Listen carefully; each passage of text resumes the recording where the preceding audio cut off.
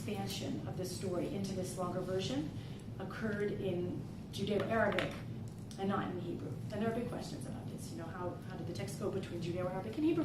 Why do I think this? Why do I think that somewhere around the 8th, 9th century, or the Abbasid period, Jews who were familiar with the short version of Toledot Yeshu, it probably already existed in Judeo-Arabic, and there's evidence of the translation between Aramaic and Judeo-Arabic, decided to expand it. They decided this story needs a birth story, this story needs to talk about Jesus' childhood, we need to talk about the later development of Christianity. So, very briefly, the reasons I think that, first of all, textual evidence from manuscript collections. I have a number of 11th century manuscripts that already show different versions of the text. So the Cairo Geniza, as Abraham's, he called it a garbage heap. The Cairo Geniza preserves text sort of from the 11th century on. And if you have a text in a number of versions, it's quite logical to assume that it's an earlier text. It had to have time to develop different versions. Second reason is the 9th and 10th century polemical atmosphere of the Near East. By the time you get to the 10th century and beyond, something like Toledot Yeshu, you wouldn't sit down to write a polemic like that against Christianity. You would write something based on theological works. You would write something based on New Testament verses. You wouldn't just write a nasty story about Jesus. However, in the 8th, 9th, and sort of into the 10th century, you would. The polemical atmosphere was quite rough, quite nasty. We have other works from this time in Judeo-Arabic which are pretty nasty about Christianity. It's not sort of intellectual style polemics. So it fits into the types of polemics that were being written in that time. A taste for aggressive tones. And finally, infancy gospels. So to put it briefly, Christians were telling stories about Jesus. Muslims were telling stories about Jesus. In the Quran, there are some wonderful traditions about Jesus and Miriam preserved in the Quran, in Muslim exegesis, in Muslim prophet stories, Qisas al-Anbiya. It stands to reason that Jews would have been exposed to these traditions and would have wanted to create their own counter-historical story as well. So my belief, what I propose, and what I have proposed recently in writing, is that this long version of Toledot Yeshu actually began its life in Judeo-Arabic. So meaning that these manuscripts are not only one witness to this version, but they are the original witness to this version, and very important for that reason. Okay, many remaining questions. Wait, so how long? We started at 1:30, 2:30? I have till 3. Yes. Back to 3, great. Okay, so maybe we should, let's get into some texts. Okay, let's, I think you have them ready, right? Yeah. So we can maybe talk about things another time. Just any questions? Yeah. Did I answer the other ones, given that I made you wait? Yeah. Oh, good. No, but Okay. would an Arabic, native Muslim Arabic speaker be able to read the text in Judeo-Arabic, you think, or no? Such a great question, and I want to make an important point that I learned in one of these rooms here, I think in the Mandel building, that I was sort of made to think about. So traditionally, historians or scholars of medieval literature sort of think of script as like this unbreakable boundary. And wow, if a Jew was writing Arabic in Hebrew letters, well then certainly a Muslim couldn't read it. And if a Christian was writing Aramaic in Syriac letters, well of course a Jew's not going to read it. But a colleague of mine pointed out, what if we just thought about it as, scholars today, we all learn these different scripts and even these different languages. People who were curious intellectually back then probably did too. And he had this interesting, it's my friend Yakir Paz, I should say that. He's at the Talmud department at Hebrew University. And he said, why don't we think about this as sort of like font, like the way we would think about fonts today. And it's some unbreakable barrier. In any case, so Jamal, that's one way to think about it. The more traditional way to think about it is to say, the way traditionally it has been thought about is that if, for example, a polemical work was circulated, an Arabic polemical work written by Jews was circulated in Hebrew letters, that this would have rendered it sort of unreachable to Muslims. I'm not sure. I like what Yakir Paz suggested. So probably it was based on the willingness of someone to actually try and Learn Hebrew. learn that and but it would have been off for the layman. For the layman, it would have been off, although keep in mind... But there wasn't a version in Arabic anyways. Was. Was. A Yeah, there version was. that it was written in Arabic and In Arabic characters? Toledot Yeshu in Arabic characters? Was it? No. No. I have not found any versions in Arabic characters. Because that would have been But what we can't forget is that, I mean, this was a culture, I mean, I've said, we've crossed sort of the 9th century divide. Texts are being explicitly authored. Texts are being written down on paper and not just transmitted orally, but still there is a very important oral element to the culture. So I assume that a work like Toledot Yeshu, for every manuscript version I find, there were definitely a lot of oral versions going around. So Muslims would have had access to it that way.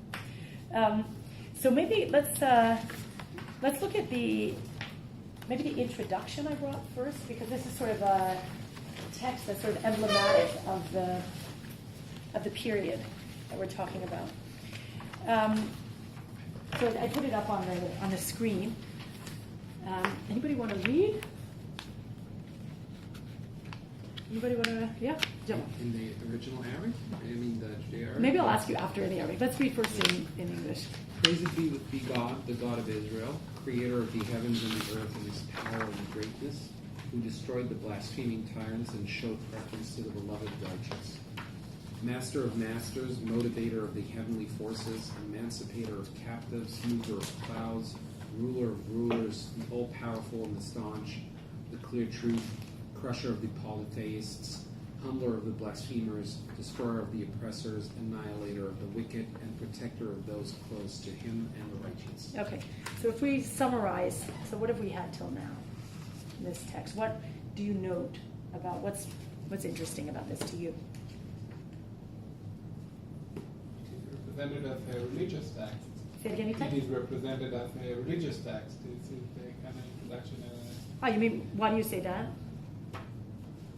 Just it's a very pious introduction that you find generally for theological treatises. Okay. Pious, so maybe Itai, right? So you're saying because it starts out praise be to God Yeah. and all this. Okay. So this to me sounds like many Arabic texts of the era, which always start by assigning glory to God. You know, we write this under God's auspices. Everything we do is Great. to God. So in Islamic literature of the sort, even if we are talking about something mundane and daily, you would start by praising God. Okay, great. So that's great. So you've lighted on a very important point. Itai, and here Jamal is putting it in cultural context for us. This kind of beginning is formulaic. It's exactly the way you begin an introduction to a text in Arabic.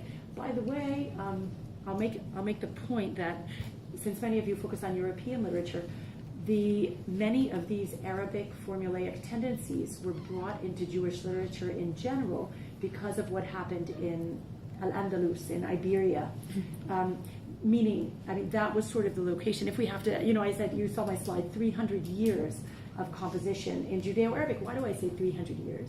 Because by the time we get to around the 12th century, it's very clear that the center of gravity of the Jewish world has moved west, has moved to Provence, to Iberia, to areas, moving into areas in Ashkenaz. But there is a translation movement. So many of the canonical works of Judeo-Arabic, starting, by the way, in the early 11th century. Do you know what the first work that was translated from Judeo-Arabic to Hebrew was? Excuse me? The first work that was translated from Judeo-Arabic to Hebrew. So it was... God of Webster. No, it could have been, and that was a very important translation project. Sadia's Emunot Videot, no. Sadia Gaon's Emunot Videot, a product of the 10th century, no. It was Bahya ibn Pakuda's Al-Hidayah ila Fara'id al-Qulub, Chovot ha-Levavot, the duties of the hearts. And it was because, I mean, how does translation happen?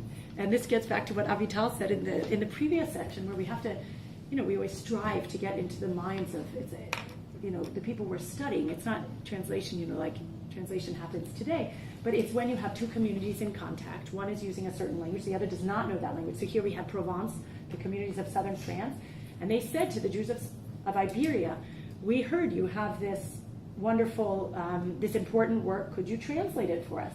And this was the beginning of the translation movement that only gathered speed. And this translation movement was part of what sort of decreed the end of this important period of production in Judeo-Arabic, because the Jews of Provence, they got their hands on these works. I mean, I'm sorry to say it that way. Very important community. The Rambam, really, Maimonides prized this community and praised them. But once they began getting these philosophical and theological works that had been circulating in Arabic, including Saadia Gaon's Emunot V'De'ot, Kitab al-I'tiqadat wal-Amanat, al-Amanat wal-I'tiqadat, they had the tools to go on.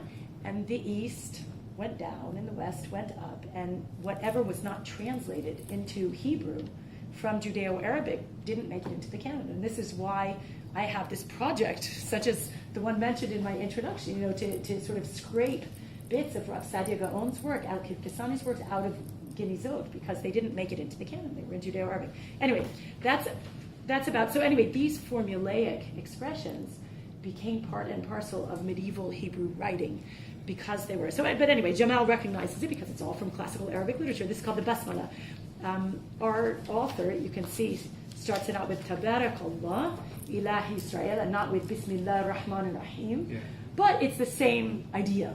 Okay, you start out with praise of God. And so that's why Itai said it's a religious text.